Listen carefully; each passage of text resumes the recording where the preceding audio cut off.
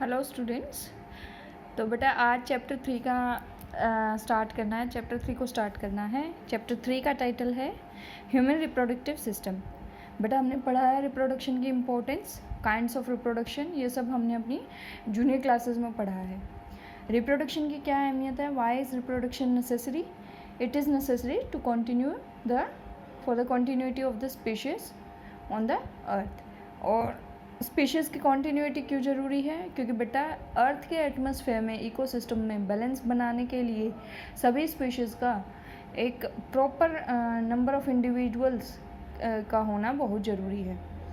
तो बेटा जब हम ह्यूमन रिप्रोडक्टिव सिस्टम की बात करते हैं तो शुरू में हम डिस्कस करेंगे कुछ इंपॉर्टेंट टर्म्स को। The very first term is gametogenesis. Genesis means there is formation of something. Gameto यानी कि गैमीट्स।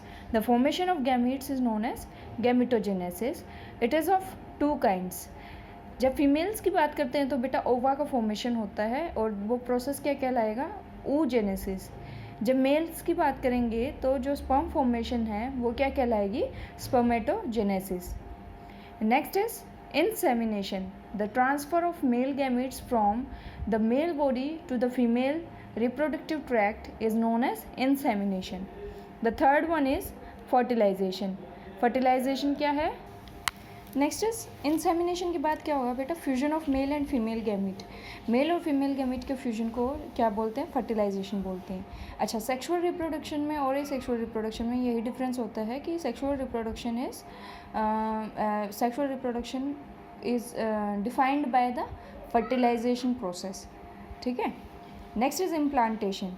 जब फ्यूजन हो जाएगा तो जाइगोट की फॉर्मेशन हो जाएगी। इस जाइगोट को ब्लास्टोसिस्ट की फॉर्म में यूट्रिन वॉल में अटैच होने को क्या बोलेंगे? इम्प्लांटेशन बोलेंगे। Fifth point is gestation. Gestation क्या है? This is the period of development of embryo to baby. जो प्रेगनेंसी पीरियड रहता है उसको क्या कहते हैं? उसको गेस्टेशन पीरियड भी बोला जाता है। ह्यूमन बींग्स में कितना होता है ये? 9 मंथ्स का। काउ में 9 मंथ्स का। ठीक है। एलिफेंट में तो it is more than 2 years। Okay, तो ये आप कुछ कॉमन एनिमल्स का गेस्टेशन पीरियड याद कर सकते हैं। Next is parturition. Parturition is the delivery of the younger one from the female body. Lactation is feeding of the young one with the mother's milk is known as lactation. अच्छा, ये किसकी खासियत है? ये मैमल्स की खासियत है। आगे हम बात करते हैं तो बेटा मेल और फीमेल में गैमेटोजेनेसिस होता है। मेल में स्पर्म फॉर्मेशन, फीमेल में ओवा फॉर्मेशन, फर्टिलाइजेशन प्रोसेस होता है, बनता है जाइगोट। जाइगोट एक सिंगल सेल है जिसमें 2n नंबर ऑफ क्रोमोसोम्स मौजूद है, यानी कि ये क्या है? डिप्लॉइड सेल है। ठीक है। अब जाइगोट के बाद 4 सेल स्टेज आती है, यानी कि इसमें मिटोटिक डिवीजन होती है 1 से 2, 2 से 4 वाली, और 4 सेल स्टेज आती है। ये 4 सेल्स जनरेट होने में कितना टाइम लग जाता है? ये कम से कम 40 घंटे लग जाते हैं फर्टिलाइजेशन के बाद। ठीक है। अब 4 सेल स्टेज से 8 सेल स्टेज जो होती है, इसके अंदर एम्ब्रियोनिक जीनोम एक्टिवेशन होता है। ठीक है। और 8 सेल स्टेज पे ये जो है ख़त्म हो जाता है, मतलब ओवर हो जाता है। तो जो एम्ब्रियोनिक जीनोम एक्टिवेशन फेज़ है वो किस से किस तक है? 4 cell stage to 8 cell stage तक है। अब 8 सेल स्टेज में कॉन्टीन्यूस मिटोटिक डिविजन्स होंगी और क्या बन जाएगा बेटा? मोरुला बन जाएगा। मोरुला बनने के बाद जब 100 सेल्स के करीब डिविजन्स पहुंच जाएंगी, सेल्स पहुंच जाएंगी, then it will be known as blastula. क्या कहलाएगा? ब्लास्टुला। ब्लास्टुला कैसा है? ये होलो है और सिंगल लेयर्ड है। ठीक है, सिंगल लेयर से सराउंडेड है। ब्लास्टुला से क्या बन जाएगा? गैस्ट्रुला। और गैस्ट्रुला क्या है? गैस्ट्रुला में बेटा जो ब्लास्टुला की लेयर्स थी, ये सिंगल लेयर्स थी, ये अलग अलग लेयर्स की फॉर्म में जो हैं अपने आप को अरेंज कर लेंगी और जर्मिनल लेयर्स फॉर्म कर लेंगी। 2 या 2 से ज़्यादा जर्मिनल लेयर्स हो सकती हैं। अब जर्मिनल लेयर के बिहाफ पे ऑर्गेनिजम्स को 2 कैटेगरीज में बांटा गया है, डिप्लोब्लास्टिक एंड ट्रिप्लोब्लास्टिक। ठीक है। यहाँ डायग्राम की हेल्प से मैंने कोशिश की है इसको एक्सप्लेन करने की। देखो, ये ब्लास्टुला की इमेज है। ब्लास्टोसियोल, सियोल जहाँ भी लग जाएगा यानी it is a hollow cavity. ठीक है। सिंगल लेयर है आउटसाइड और अंदर क्या है? कैविटी है। अब ये ब्लास्टोसियोल देखो, ये वाला पोर्शन है ना, जिगजैग फॉर्मेशन में जो स्प्रिंग लाइक ब्लू कलर में दिखाई दे रहा है, ये ब्लास्टोसियोल। इसके बाहर एक लेयर है सेल्स की, डेट इज़ एक्टोडर्म। एक्टोडर्म को हाइपो ब्लास्टुला भी बोलते हैं। इसके बाद क्या है, ब्लास्टोसियोल है। ब्लास्टोसियोल के बाद क्या है, अंदर की तरफ क्या है, एंडोडर्म है। एंडोडर्म को क्या बोलते हैं, एपिब्लास्ट भी बोलते हैं। अब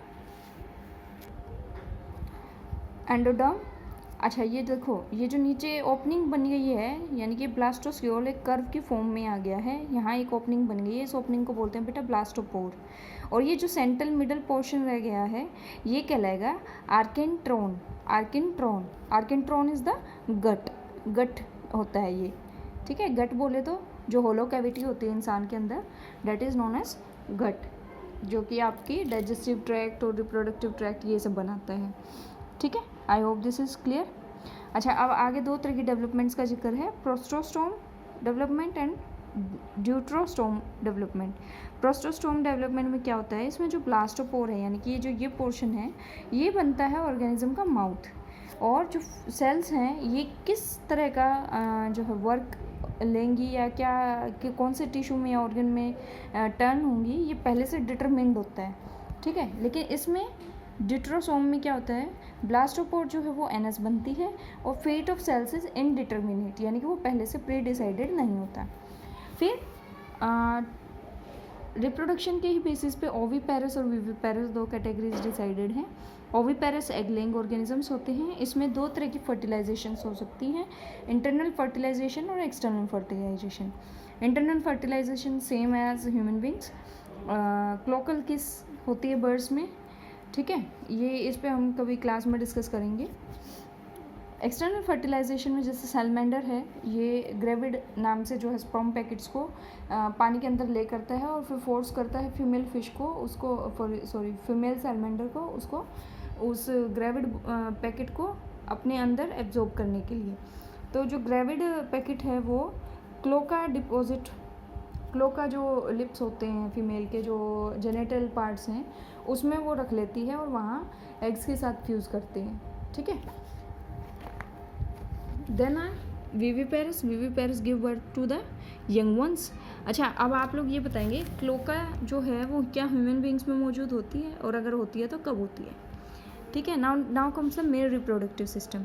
बेटा रिप्रोडक्टिव सिस्टम को के ऑर्गन्स को दो कैटेगरीज में बांटा गया है, primary organs and secondary organs. Primary organs जो कि गैमीट फॉर्मेशन और हार्मोन्स सिक्रीशन में काम आते हैं, और सेकेंडरी ऑर्गन्स जो कि एसेसरी वर्क्स या असिस्ट करते हैं रिप्रोडक्शन में। ये सेकेंडरी रिप्रोडक्टिव ऑर्गन्स मेल के केस में seminal vesicle, prostate gland, bulbourethral gland, इनके लोकेशन को हम आगे आने वाली स्लाइड्स में डिस्कस करेंगे, और फीमेल के केस में है ब्रेस्ट्स। अच्छा, अब देखिए ये एक फिगर है मेल रिप्रोडक्टिव सिस्टम का। जब आप ह्यूमन बीइंग को एलएस सेक्शन में, लॉन्गिट्यूडनल सेक्शन में कट करेंगे, डाइसेक्ट करेंगे, तो आपको ये चीज़ दिखाई देगी। ये एब्डोमेन है और ये है टेस्टिस, ठीक है। अब देखिए एब्डोमेन से टेस्टिस किस कैनाल के थ्रू कनेक्टेड हैं, इंग्विनल कैनाल के थ्रू, ठीक है। ये दो कैनाल्स होती हैं बेटा। इसमें से जो एब्डोमिनल मसल्स हैं वो होते हैं smooth muscles, means you don't have a control over, sorry abdominal muscles जो होती हैं वो होती हैं स्केलेटल मसल्स, यानी कि उन पे आपका कंट्रोल होता है। तभी तो बेली डांसर्स और जो योगा गुरुज होते हैं वो अपने पेट को इस तरह से घुमा सकते हैं, वेव कर सकते हैं। तो जो स्केलेटल मसल एब्डोमेन की इसको इस तक आती है, स्कोटम में आती है, उसको बोलते हैं क्रीमास्टर मसल। क्या बोलते हैं? क्रीमास्टर मसल। ये स्केलेटल मसल्स हैं और ये क्या करती है, ये बॉडी की तरफ स्कोटम को या टेस्टिस को पुल करने का काम करती हैं। अब देखो ये चीज़ हमने 10th में पढ़ी है कि जो टेस्टिस हैं वो ह्यूमन बॉडी की कैविटी में ना होके एक मतलब बाहर एक पाउच में प्रेजेंट होते हैं, बॉडी से बाहर। ऐसा क्यों? क्योंकि नॉर्मल बॉडी टेम्परेचर रहता है 37 डिग्री सेल्सियस का, और जो स्पर्म सेल्स हैं उनको डेवलप करने के लिए टेम्परेचर, ऑप्टिमम टेम्परेचर क्या है? 35 डिग्री सेल्सियस, ठीक है, यानी कि 2 डिग्री कम।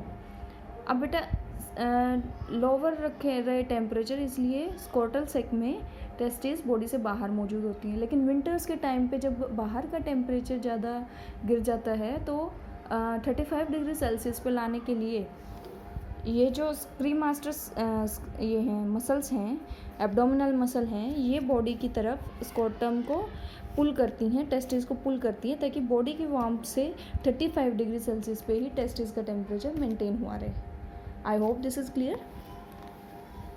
अब आगे चलते हैं। तो बाहर क्या है, ये है स्क्रोटम, इससे अंदर क्या है, क्रीमास्टर्स मसल जो कि स्केलेटल मसल है। फिर उसके अंदर क्या है, डार्टोस मसल है जो कि एक स्मूथ मसल्स है, स्मूथ मसल है, और ये कॉम्पैक्ट करती है स्क्रोटम को, यानी कि टाइटन करने में मदद करती है। फिर ये टेस्टिस है, टेस्टिस को जब हम डाइसेक्ट करते हैं एलएस पे तो इस तरह के छोटे छोटे लोब्यूल्स हमें दिखाई देते हैं। इन लोब्यूल्स को क्या बोलते हैं, टेस्टिकुलर लोब्यूल्स। इन टेस्टिकुलर लोब्यूल्स के अंदर सेमिनिफेरस ट्यूब्यूल्स मौजूद होते हैं जिसमें कि स्पर्म सेल्स, स्पर्म्स बनते हैं। ठीक है,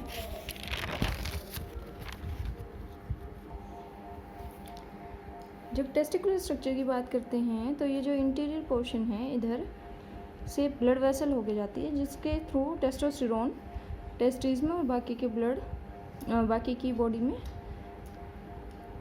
ट्रांसपोर्ट किया जाता है। ठीक है, और ये नोटिस करने वाली बात है कि जो टेस्टोस्टेरोन है वो ब्लड वेसल के थ्रू आता है, ना कि वास डेफरेंस के थ्रू। चलिए आगे चलते हैं। अब हम ये जो टेस्टिकुलर लोब्यूल्स हैं इसका सेक्शन देखेंगे एनलार्ज करके। तो जब हम टीएस देखते हैं टेस्टिकुलर लोब्यूल का तो कुछ इस तरह से दिखाई देता है। This is also the same structure as it is mentioned over here. अच्छा, नीट और एबीएमटी वगैरह के जो एग्ज़ाम्स हैं उनमें जो है ये क्वेश्चन आता है कि टेस्टिकुलर लोब्यूल्स की पर टेस्टिस कितना नंबर होता है। तो बेटा 250 होती हैं टेस्टिकुलर लोब्यूल्स एक टेस्टिस में। और जब टेस्टिकुलर लोब्यूल में सेमिनिफेरस ट्यूब्यूल की बात की जाए, यानी कि जो मैंने बताया था कि हर टेस्टिकुलर लोब्यूल के अंदर लूप लाइक स्ट्रक्चर होते हैं, तो ये कितने होते हैं, हर टेस्टिकुलर लोब्यूल में 2 से 3 सेमिनिफेरस ट्यूब्यूल्स प्रेजेंट होते हैं। ओके, तो एवरेज हम 2 लेके चलेंगे कि 2 सेमिनिफेरस ट्यूब्यूल हर टेस्टिकुलर लोब्यूल के अंदर मौजूद होते हैं। अब देखिए ये बाउंड्री क्या डिपिक्ट करती है, टेस्टिकुलर लोब्यूल, इसके अंदर ये क्या मौजूद है, सेमिनिफेरस ट्यूब्यूल। ठीक है, सेमिनिफेरस ट्यूब्यूल के अंदर अलग अलग कंपार्टमेंट्स हैं, अलग अलग सेल्स मौजूद हैं जिनके बीच में टाइट सेलुलर जंक्शंस मौजूद हैं। ये जो रेड डॉट के साथ आपको दिखाए गए हैं ये सेलुलर जंक्शंस हैं। ठीक है, अब ये जो लाइनिंग के हेल्प से डिनोट किया गया है ये क्या है, ये सर्टोली या नर्व सेल्स हैं, जिसको और क्या बोला जा सकता है, सस्टेंटिकुलर सेल्स। क्या बोला जाता है, इन्हीं सेमिनिफेरस ट्यूब्यूल्स के बाहर के जो स्पेस है, यानी कि इंटरस्टिशियल स्पेस सेल्स के बीच की जो है उसमें क्या मौजूद होती हैं, उसमें और सेल्स मौजूद हैं जिनको क्या बोलते हैं, लेडिक सेल्स या इंटरस्टिशियल सेल्स। ये सेल्स क्या करती हैं, ये एंड्रोजन्स रिलीज़ करती हैं। जो फेमस एंड्रोजन जिसका नाम आप हमेशा से सुनते आए हो जूनियर क्लासेस से, वो है testosterone. There are hundreds of more androgens release by the Leydig cells. अच्छा, ये आपके लिए होमवर्क रहेगा, सेकेंड क्वेश्चन है आज का, कि लेडिक सेल्स में से जो एंड्रोजन्स रिलीज होती हैं उनके नेम आप आइडेंटिफाई करोगे। ठीक है, अच्छा, सर्टोली सेल्स हैं और क्या है, स्पर्मेटोगोनिया सेल्स हैं। सर्टोली सेल्स को नर्व सेल्स भी बोला जाता है, क्यों, क्योंकि ये स्पर्म सेल्स को मैच्योर होने में, नर्चर करने में हेल्प करती हैं। ठीक है, इतना क्लियर हुआ। अब आगे चलते हैं। बट जब भी गैमेटोजेनेसिस की बात होती है तो हार्मोन्स का बड़ा इंपॉर्टेंट रोल होता है वहाँ। अब हम हार्मोनल रेगुलेशन के बारे में बात करेंगे। ये अभी 12th क्लास के सिलेबस में नहीं है, but you have studied about it in your 11th class, तो आपको ये पता होना चाहिए। तो बेटा देखो, हाइपोथैलेमस जो है कहाँ मौजूद है, ब्रेन के अंदर मौजूद होता है। अगर आपने 11th क्लास में ध्यान दिया हो तो हाइपोथैलेमस सेरिब्रम का पार्ट है और GnRH गोनेडोट्रोफिन रिलीजिंग हार्मोन को रिलीज़ करता है। किसको रिलीज़ करेगा, GnRH को। देखो मैं दिखाती हूँ, ये देखिए, ये फोरब्रेन है सेरिब्रम, इसके अंदर हाइपोथैलेमस मौजूद है। इसके नीचे ये जो है लॉब लाइक स्ट्रक्चर होते हैं, 2 लॉब्स होते हैं बेटा, ये बाइलॉब्ड स्ट्रक्चर होता है। क्या कहलाता है, ये पिट्यूटरी ग्लैंड कहलाता है। तो इस पिट्यूटरी ग्लैंड में भी 2 पार्ट्स हैं, एंटीरियर पिट्यूटरी आगे वाली पिट्यूटरी, पोस्टीरियर पिट्यूटरी पीछे वाली पिट्यूटरी। हाइपोथैलेमस से GnRH रिलीज़ होता है और एक्ट करता है आके एंटीरियर पिट्यूटरी पे, और एंटीरियर पिट्यूटरी को ऑर्डर करता है कि आप रिलीज़ करो कौन से 2 hormones, FSH and LH। Follicular stimulating hormone और ल्यूटेनाइजिंग हार्मोन। अब यहाँ कंफ्यूज नहीं होना है, दोनों के दोनों हार्मोन्स हमें लगता है कि फीमेल्स के अंदर रिलीज़ होते होंगे, लेकिन हमें लगता है कि ये दोनों जो है फीमेल्स के अंदर रिलीज़ होते हैं, लेकिन बेटा ये मेल्स के अंदर भी रिलीज़ होते हैं। अब देखो LH हार्मोन को और क्या बोलते हैं, ल्यूटेनाइजिंग हार्मोन बोलते हैं, और इसको मेल्स के अंदर क्या बोला जाता है, ICSH, interstitial cell stimulating hormone. Interstitial cells कौन सी थी, अभी देखो यहाँ दिखाई गई थी। इंटरस्टिशियल सेल्स कौन सी हैं, लेडिग सेल्स, ठीक है। और ये क्या करती हैं, ये टेस्टोस्टेरोन को रिलीज़ करती हैं। तो देखो ICSH क्या करेगी, ICSH एक्ट करती है लेडिग सेल्स पे और टेस्टोस्टेरोन को रिलीज़ करने का ऑर्डर देती हैं। अब टेस्टोस्टेरोन जो है वो टेस्टिस के अंदर क्या करेगा, स्पर्म्स को डेवलप करने में हेल्प करेगा, और दूसरा जो एक्सेस में टेस्टोस्टेरोन है वो क्या करेगा, वो ब्लड वेसल के थ्रू मूव करने की कोशिश करेगा अब हमारी बॉडी के अंदर। तभी तो अलग अलग ऑर्गन्स पे एक्ट करता है और अलग अलग जो है हमें सेकेंडरी चेंजेस बॉडी में दिखाई देते हैं। अच्छा, ये मैंने अभी पीछे भी बताया था पॉइंट कि ब्लड वेसल के थ्रू टेस्टोस्टेरोन मूव करता है, ना कि वास डिफरेंस के थ्रू। फिर बात आती है FSH की। FSH क्या करेगा, ये सर्टोली सेल्स पे रिएक्ट करेगा। सर्टोली सेल्स, ये वाली सेल्स, इन पे रिएक्ट करेगा, और क्या होगा, as a result it will release androgen binding protein ABP which binds with testosterone. देखो टेस्टोस्टेरोन जो है क्या करता है, ये टेस्टिस में से निकलने की, इसकी बाहर निकलने की टेंडेंसी होती है, ठीक है। अब आदत से मजबूर है, बाहर निकलना चाहेगा, लेकिन हमें इसकी ज़रूरत कहाँ है, टेस्टिस के अंदर ही है। तो जो सर्टोली सेल्स हैं ये एक और हार्मोन रिलीज़ करेगा, प्रोटीन रिलीज़ करेगा, जिसको बोलते हैं ABP। ABP बाइंड कर जाएगा टेस्टोस्टेरोन के साथ और टेस्टोस्टेरोन को टेस्टिस के अंदर ही रखने की कोशिश करेगा।